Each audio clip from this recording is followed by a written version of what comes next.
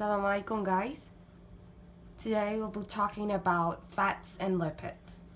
So let's start beginning the introduction about the fats and lipid. What is fats? What is lipid?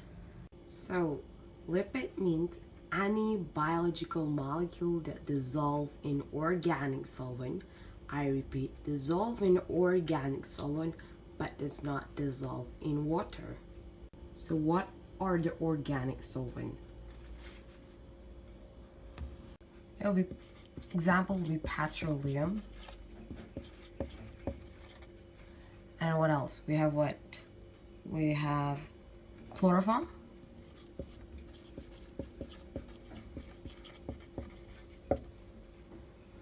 So let's move on. So what's the function of this lipids and stuff? You want to know what is that for, right?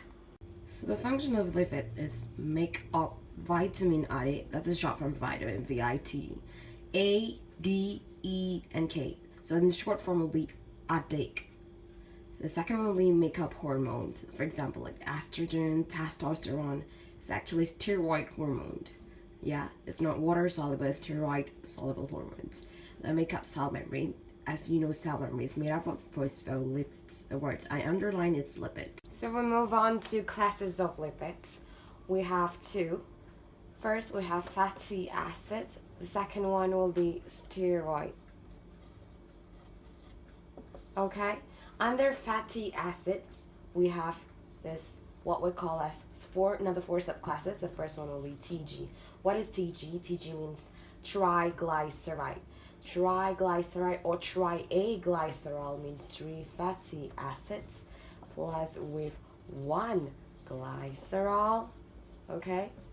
And then we have second one will be phospholipid. Phospholipid. That's what make up our cell membrane. And then we have a third one with wax, like the candle. Yeah, that's how the candle looks. And then we have sphingolipids. It's still lipids. You know, it's still fatty acids. This and this are not the same. That's why it's a different class. Steroid will be what is commonly known as cholesterol. I'm so sorry. It's not space there. It's cholesterol. It's what we eat, like the cakes, chocolates, and stuff like that. The most is what we eat is cholesterol. And out of all of these classes, only TG, I repeat, only TG can produce ATP. Only this one can make energy. That's what we want here. We want energy. Energy is for our life. Other than that, will not make any energy. So only TG can make energy. So that makes us to move on with the lipid metabolism. So before we start talking the details about this lipid metabolism, how it's been metabolized by the body, let's talk how actually the general idea how it's lipid being metabolized in our body. First of all, we have to eat lipids. Obviously, eat the lipids. Second of it, you have to digest the lipid. Once you digest the lipids, and you have to absorb the lipid. So absorption process occur, you know. Where is it? At the small intestine. Yeah, ileum. So absorption occurs. Then you need to transport that lipid first. Transport that lipid into targeted cells that might need this for energy. You want energy inside the cell. Then only this how it's the lipid being metabolized. You eat, digest, and you absorb. After you absorb, you're not going to use it. You need to transport it to places or location of the cells which require that lipid to be metabolized to produce energy. If not, it's not going to be lipid metabolism. So we're talking about, here you see transport, right? So when we're talking about transport, that's how it came, the lipoprotein metabolism. Okay? This is to transport the lipids as you eat or you digest or being stored inside your body originally to places or target cells which requires this lipid to produce energy. Okay? So we're talking about this lipoprotein metabolism. So we have 3 pathways of lipoprotein metabolism, how lipids being transported inside our body. So the first one will be exogenous pathway. Exogenous. Exo means from the outside. So it's how lipid from the outside is transported inside your body. The second one will be endogenous. And endo means inside. So how lipids that is stored inside your body, it's been transported to target cells inside your body too. The third one will be reverse cholesterol transport.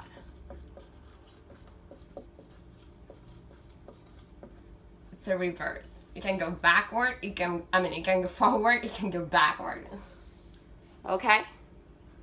So, 3 pathway, okay? So exogenous, okay, is the pathway that happens after you eat. So I'm writing here, you eat. Only this pathway will happen. If you don't eat, you fast, or you starve, then it'll be endogenous. You're just gonna use lipid inside your body to be metabolized. It's used outside your body after you eat, and it's been metabolized. This one is not restricted to time. There's no time restriction. It means ongoing process and every day, daily, every time, every moment, and stuff like that. So, in exogenous, the lipids has been transported in form of chylomicron.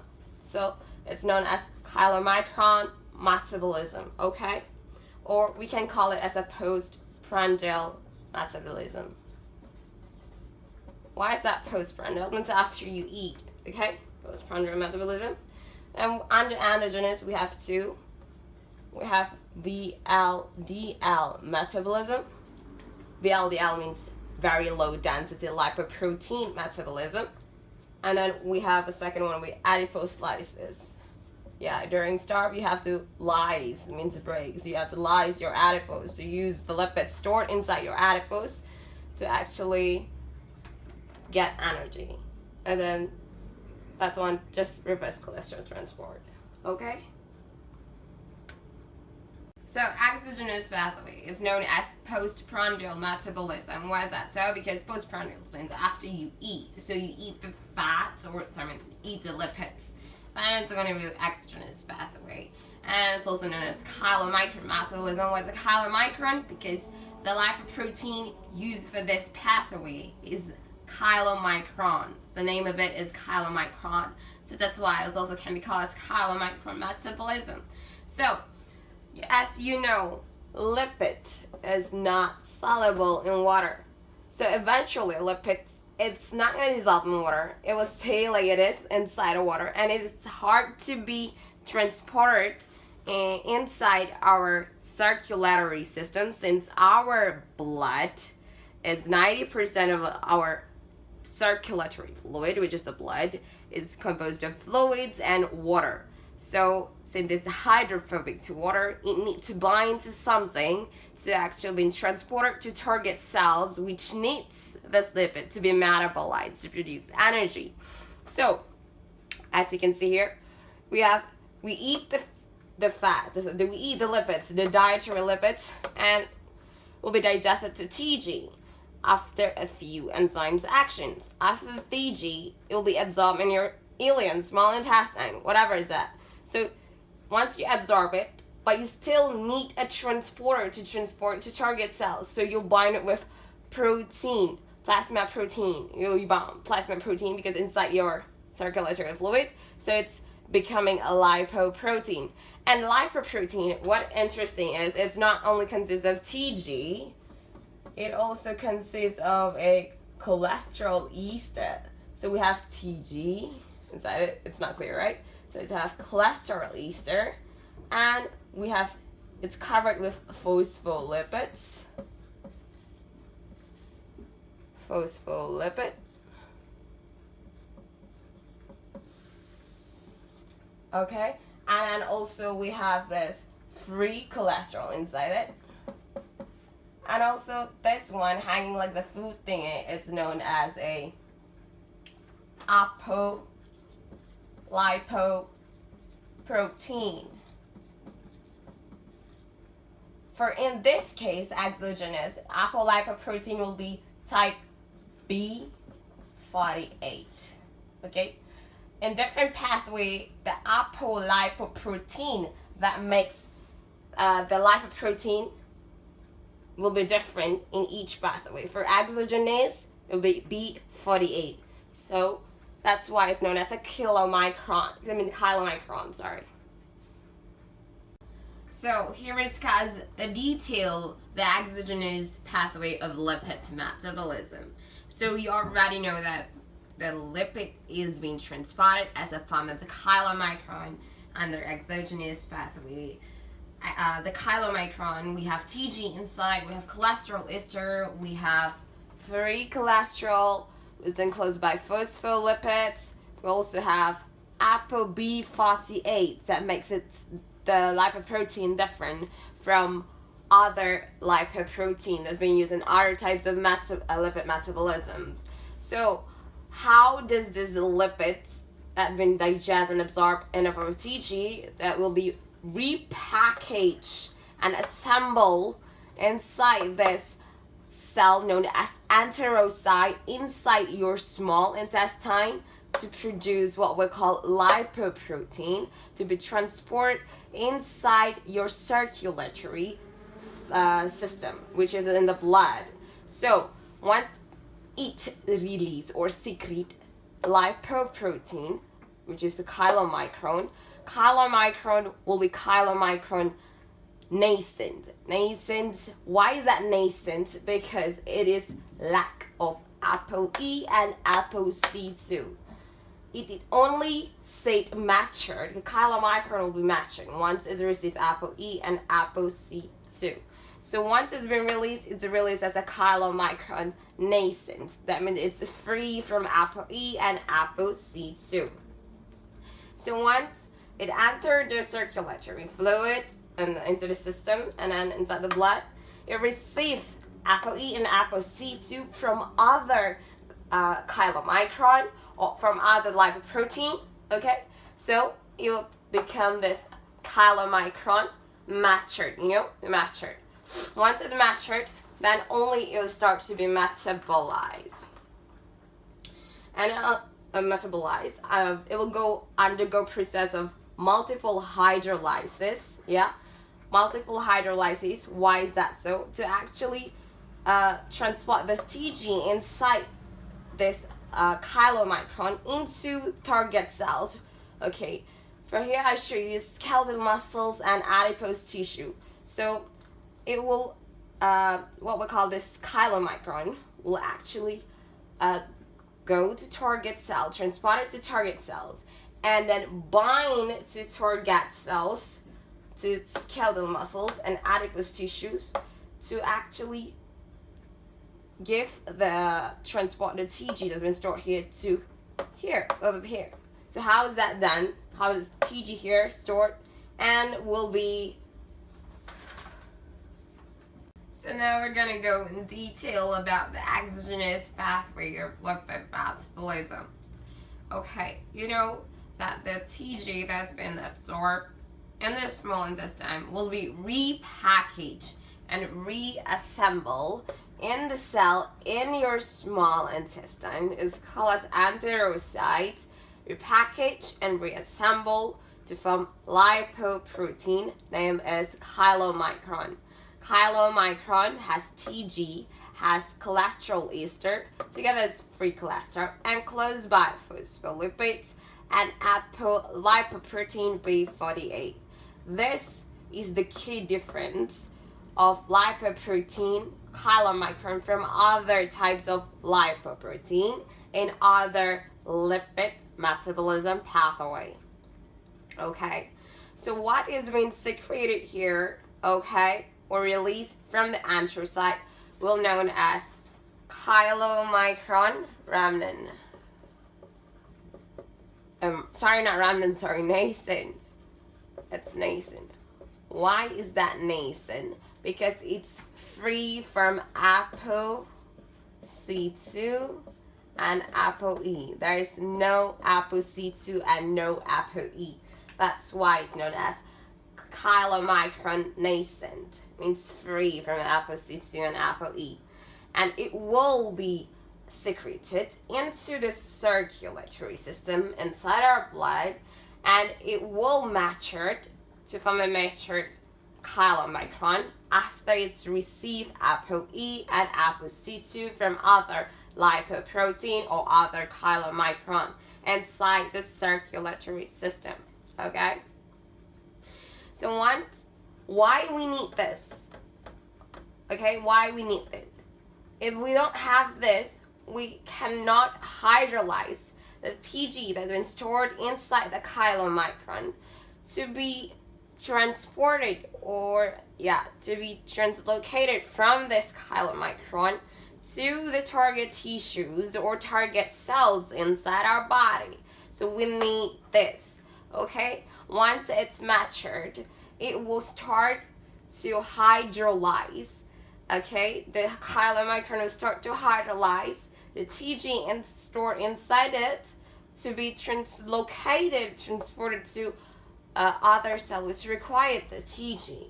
So we'll undergo multiple hydrolyze, okay? How does it hydrolyze? Actually, it's like this.